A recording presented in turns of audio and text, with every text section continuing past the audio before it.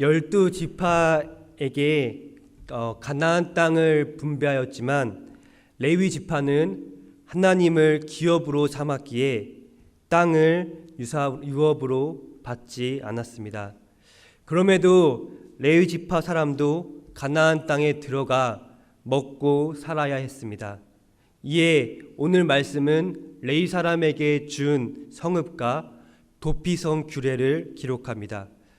레위 지파는 광야 생활 동안 성막 주변에 진을 치고 살았습니다. 동쪽에 모세와 아론 제사장 가족, 남쪽에 고앗 자손, 서쪽에 게르손 자손, 북쪽에 무라리 자손, 성막 가까이에 살면서 성막 봉사를 했고 백성과 이방인이 성막에 들어가지 못하게 했습니다. 백성과 이방인이 성막에 들어가면 무고한 죽음이 생기기에 레위 사람들은 성막 주변에 살아 성막을 지켰습니다. 요단강을 건너 가나안 땅 정복을 시작하면 정착을 하면 광야 생활 동안 성막을 보호하고 봉사했던 역할이 사라지게 됩니다. 하나님은 요단가 모압 평지에서 모세에게 레위 지파를 전국에 흩으라고 말씀합니다. 그런데 아무 대책 없이 흩으시지 않으셨습니다. 각 12지파에게 흩으시며 48개의 성읍과 목초지를 주셨습니다. 하나님이 레위 지파를 각 지파에 흩으신 목적이 무엇입니까? 성막에서 드리던 제사를 전국에 확장시키기 위해서였습니다. 가나안 땅 정복 후 언약궤는 에브라임 실로에 위치하게 되면서 중앙 성소의 역할을 하게 되었습니다. 사람들이 중앙 성소에 제사를 드리러 매번 올라오기는 쉽지 않았습니다. 그래서 각 지파에 12지파에 지방 성소를 두어 그곳에서 번제단을 설치한 후 제사를 드리게 했습니다. 2절 그 성읍을 두르고 있는 초장을 주어 48개 성읍으로 레위 사람이 흩어지면 각 지파는 11조를 주어 그들의 생계를 책임져야 했습니다. 각 지파 사람들이 가축으로 11조를 드리면 레위 사람은 가축을 목초지 초장에 두어 가축을 사육하고 필요할 때 잡아 먹었습니다. 하나님께서는 레위 사람을 돌보기 위해 성읍에 가축을 11조로 사람들이 들게 하였고 이제 목초지를 두게 하여서 레위 사람들이 각 지파에 흩어져 살아도 아무 문제 없이 살 수 있도록 조치하셨습니다. 전국 각지에 살면서 레위 사람들은 무슨 일을 했을까요? 먼저 율법을 교육했습니다. 율법 교사가 되어 백성이 하나님을 잊지 않도록 절기, 도덕법, 정결법, 율법 교육을 했습니다. 두 번째로 성읍은 지방 성소 역할을 했기에 사람들이 성읍에 와서 번제단에서 제사를 드리면 제사를 보조하는 역할을 했습니다. 세 번째는 재판에도 참여해 율법을 바르게 해석하고 도와주는 역할을 했습니다.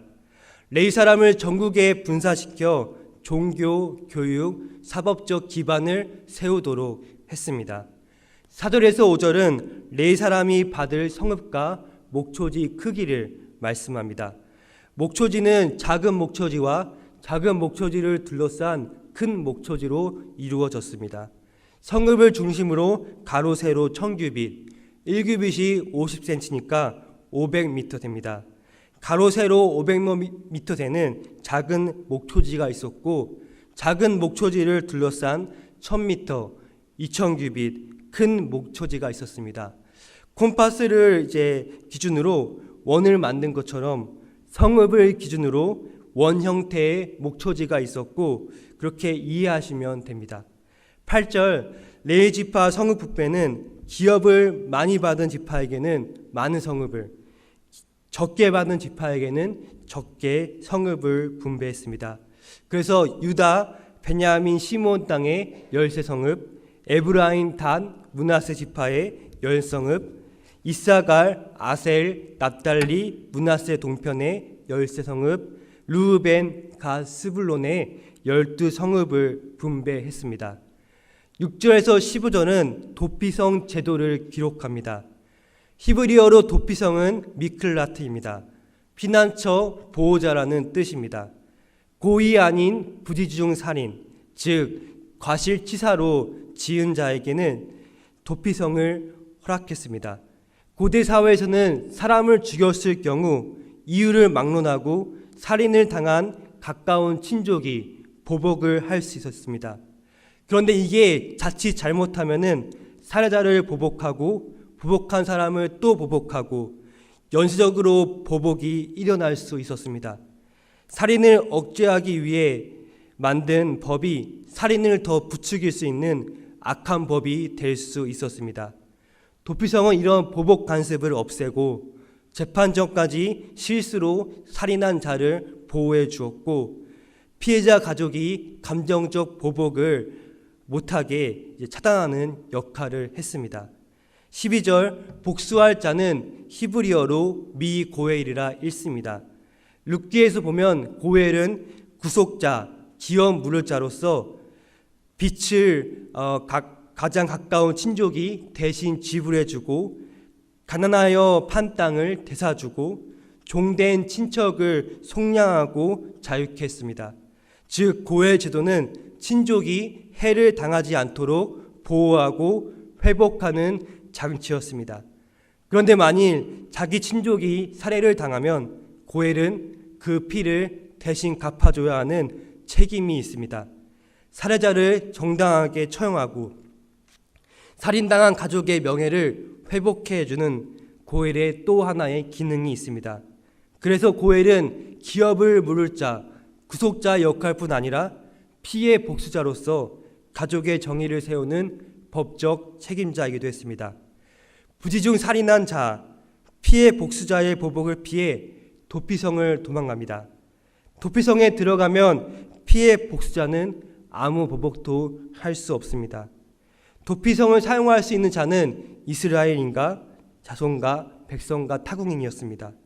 레위 사람에게 할당된 48개 성읍 중 6개가 도피성으로 사용되었습니다. 요단강가를 기준으로 요단가 서편 가나안에서 게데스 북부, 세겜 중앙, 헤브론 남쪽에 있었고 요단강 동편에 베셀 남쪽, 길르앗 중앙, 바산 북쪽에 있었습니다. 이렇게 북 그리고 중앙, 남쪽 고르게 도피성이 위치해서 누구든지 하루 안에 도달할 수 있도록 설치했습니다.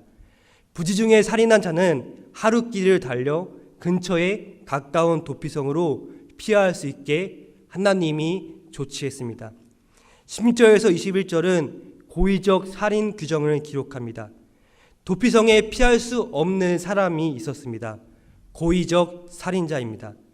고의적으로 사람을 죽인 자는 반드시 죽임을 당해야 했습니다. 본문은 구체적으로 고의적인 살인의 경우를 기록합니다. 철 기구로, 돌로, 나무로 연장을 손에 들고 사람을 죽일 경우입니다. 살인의 의도성을 파악할 때 흉기 사용 여부가 중요한 기준이 되었습니다. 살인자가 도피성에 피하고 재판을 거쳐 살인죄가 인정되면 다른 사람 손에 죽는 것이 아니라 피해 복수자, 가까운 친족의 손에 죽어야 했습니다. 그런데 우리는 여기서 한 가지 질문이 생깁니다.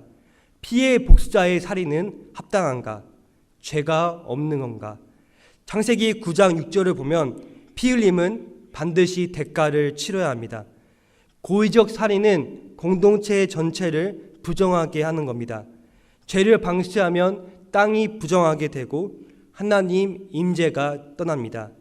피해 복수는 단순한 복수가 아니라 정의의 집행입니다. 그러나 고엘은 감정적 살인을 하면 그 역시 죄가 됩니다. 고엘이 죄가 되지 않는 이유는 하나입니다. 하나님이 정하신 법적 집행이기 때문입니다. 그래서 피해 복수자는 친족 서열 중 가장 가까운 사람이 해야 했습니다. 피살자의 형제가 있는데 사촌이 피해 보복을 할 수는 없었습니다. 아무나 살인자를 죽이지 못하게 했습니다. 도피성은 부지 중 살인자를 보호해 줄 뿐 아니라 피해 복수자에게도 감정적 살인을 하지 않도록 보호해 주는 장치였습니다. 20절에서 21절은 살인적 동기를 자세히 기록합니다. 바로 미움입니다. 미워하는 까닭에 밀쳐 죽이거나 기회를 엿보아 무엇을 던져 죽이거나 악의를 가지고 손으로 쳐 죽이면 살인으로 간주됩니다. 미움의 동기를 가지고 살인한 자는 반드시 죽어야 했습니다. 22절에서 25절 부지 중 살인한 자에 대한 법적 가르침이 기록됩니다. 악의가 없이 우연히 발생한 경우, 우연히 사람을 미치거나 물건을 던졌는데 갑자기 길에 지나가던 사람이 맞아서 죽었을 경우, 도피성에 가서 악의도 없는지 의도를 가졌는지 재판을 거친 후 죄가 없다고 인정이 되면 사형당하지 않는 가르침입니다. 그 당시 법책에는 살인을 할 경우 의도나 악의 판단 없이 보복적 처벌이 적용됐습니다. 그러나 이스라엘 법은 사실관계와 의도를 먼저 분석한 후 이에 따라 처벌하는 법 제도였습니다. 부지 중 살인자는 생명을 보존했지만 살인을 저질렀기에 처벌을 받아야 했습니다. 그 처벌이란 거주의 제한입니다. 도피성 밖으로 이동의 자유가 없습니다. 대제사장이 죽을 때까지 도피성에서 연금되어야 했습니다. 단 대제사장이 죽으면 그 즉시 도피성으로 나갈 수 있었습니다. 대제사장이 그의 죽으면 바로 풀려날 것이고 수십 년 이후에 죽으면 수십 년 동안 도피성에 갇혀 살아야 했습니다. 대제사장이 죽기 전에 도피성 밖에 당하면 피해 복수를 당해도 아무 법적 조치를 받지 못했습니다. 왜 부지 중 살인자는 대제사장이 죽을 때까지 도피성에 머물러야 했습니까? 대제사장의 죽음이 사건을 종료하는 시효가 될까요? 첫째, 그의 죽음은 이스라엘 공동체 전체의 정결과 속죄를 상징합니다. 레위기 16장을 보면 백성의 죄를 대신 짊어지는 대표자가 대제사장입니다. 대제사장의 죽음은 공동체 전체의 속죄의 효력이 있습니다. 둘째, 고엘의 복수권을 소멸시키는 역할을 했습니다. 그의 죽음은 공동체의 전체 질서를 새롭게 하고 그 이전 사건에 대한 법적, 정서적 책임을 종결시키는 기준점이 되었습니다. 29절에서 32절은 살인자를 판결할 때의 가르침입니다. 한 증인의 증거로는 죽일 수 없고 적어도 두 사람 이상의 일치된 증언이 있어야 증거로 채택되었습니다. 이는 허위 증언과 권력 남용을 방지하고 사형 판결이 신중하게 이루어져야 함을 보여주는 가르침입니다. 하나님은 살인자의 생명을 속전으로 받지 않고 죽이라고 했습니다. 속전이란 대신 간다는 뜻으로 죄의 대가를 대신 누가 지불하여 죄를 덮고 생명을 보존하는 값을 말합니다. 고대에서는 금전 보상으로 살인 문제를 해결하는 관습이 있었습니다. 하나님은 생명은 돈으로 대체할 수 없다고 말씀합니다. 생명은 돈으로 대체 불가했습니다. 살인은 생명을 빼앗은 죄이기 때문에 반드시 생명으로 갚아야 한다고 말씀합니다. 생명의 가치를 돈으로 취급하지 않는 하나님을 볼 수 있습니다. 33절, 34절은 본문의 결론 부분으로 땅을 더럽히지 말라고 합니다. 비는 땅을 더럽힙니다. 하나님께서 주신 생명을 소중히 여기지 않고 땅에 피를 흘릴 때 그 땅은 더럽힙니다. 피 흘림 받은 땅은 피를 흘리게 한 자의 피가 아니면 속함을 받을 수가 없습니다. 하나님은 이스라엘이 거주하는 땅, 가나안 땅을 가리켜 내가 거주하는 땅이라 말씀하고 더럽히지 말라고 합니다. 이유는 분명합니다. 이스라엘 가운데 거룩한 하나님의 임재가 있기 때문입니다. 하나님 임재가 있는 땅은 생명의 가치가 보존되어야 하고 그 땅을 피로 더럽히는 것은 하나님의 거룩함을 훼손시키는 일입니다. 말씀을 정리합니다.